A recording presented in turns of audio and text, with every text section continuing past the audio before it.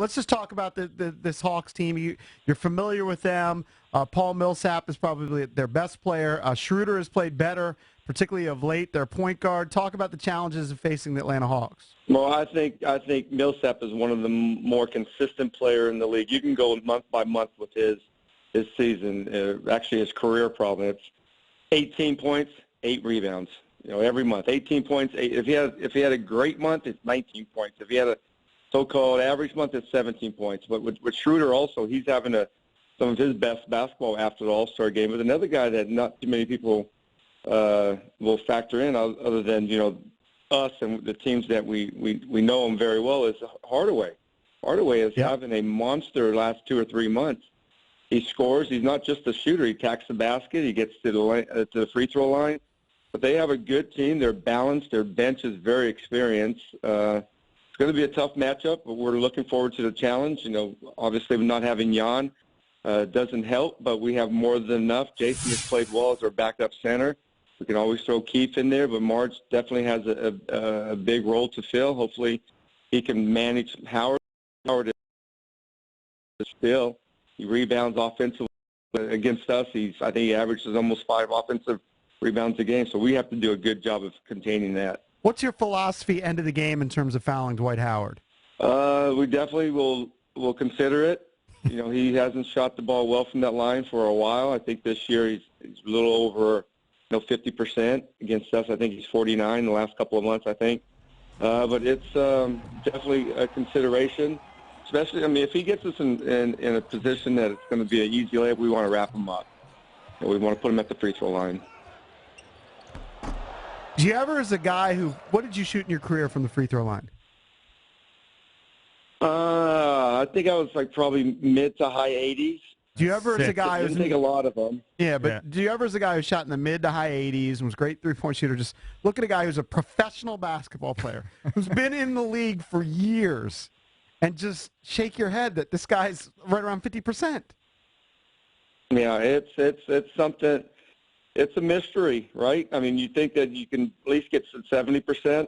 I talk to our guys. We got to be able to, get up there confident, put the time in, and get to the 70%. I think Marge is in the mid 60s, but it's I don't know. There's been a lot of players like that. Why not just go old school Rick Barry? I know it's interesting, but I gotta imagine you get joned on so much. Okay, but his son is doing it in college, right? But I guarantee you, if those dummies went Rick Barry, some of them would do better than 50%. I bet every one of them would do better than 50%. They should be willing to try just about anything at that point, right? Yes. Come on. I know it's embarrassing, but come on. Whatever. That's just annoying. By the way, Coach, you were 84.9% for your career, but of course we round up 85%. That's very strong. 85, right? Yes. Come on. It's very solid. That's actually lower than I thought. I thought you'd be in the 88 to 90% range. 85 is not too bad. You go out there and try to hit 85. Yeah. Stupid. Hey, all right. So, Coach, do you put expectations do you tell the team privately, hey, let's do this quick. Let's not play games here. You know what I mean? Let's win this in 4 or 5. Let's not drag this out. Or do you honestly take it one game at a time? Honestly, take it one game at a time. It's in the playoffs and a 4 and 5 matchups. Pretty even right there. You can't get any closer than a 4 and 5.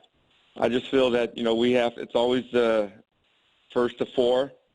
It's one game at a time. There's so many emotions that go into a playoff series.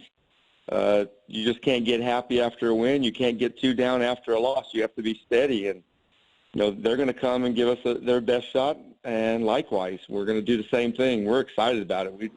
We love our chances. We love the team I love the team that I'm coaching. I think we could beat any team in the East. This is going to give us a great opportunity to play against a very good, solid, experienced basketball team. By the way, Coach Brooks, you've coached an MVP in Kevin Durant, and then this year, 2 guys that you coached, James Harden and Russell Westbrook, are the MVP favorites. Do you give it to the guy who has 42 triple-doubles and led the league in scoring, or do you give it to the guy who I believe contributed to the second most points in the history of the NBA, James Harden leading the league in assists and also up there in points. Or you could give it to John Wall, give it to your guy. 50 double-doubles from John Wall. That's right. Yeah, I mean, there's everybody. All the top guys are definitely in consideration. You probably have to consider, it's Harden or Russell. If I had my choice, I think what Russell has done is it's phenomenal. Triple-double average, 42 for the season. To be doing that as the point guard, his energy, then what he's done lately, and he won their team, and really lately with all the game winners and coming from behind wins. He's a winner. I've said it for many years. He's one of the best guys I've ever coached off the court. I just love him. I love his energy. I love his tenacious personality. I like the way he competes. But I think he's very well. There's this season, he's definitely, in my mind, the MVP.